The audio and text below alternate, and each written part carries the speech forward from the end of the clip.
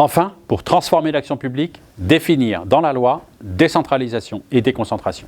Sur cette base, affirmer un principe de subsidiarité. L'État doit cesser de faire comme si ses partenaires lui étaient subordonnés et engager des relations de contractualisation pour atteindre des résultats.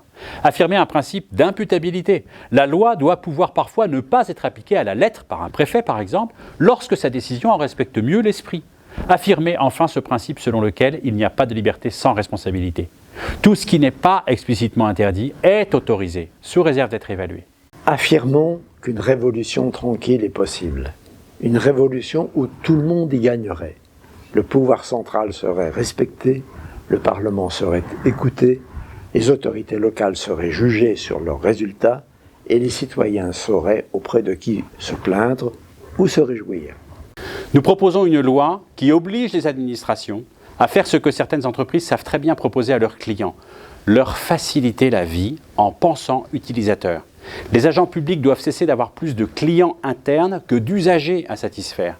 Cesser de projeter leurs propres contraintes de fonctionnement et s'adapter aux contraintes des usagers. Une révolution copernicienne en somme, consistant à mettre le citoyen au centre, d'où il n'aurait jamais dû partir. Il serait réducteur de considérer que le dévoiement de la Ve République tient au seul défaut de l'exécutif ou à la faiblesse du législateur.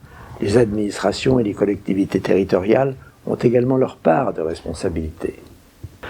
Enfin, il nous faut toujours conserver à l'esprit que la République et la nation se nourrissent de la diversité de notre population et la diversité de nos territoires. L'unité de notre nation est consubstantielle à cette diversité.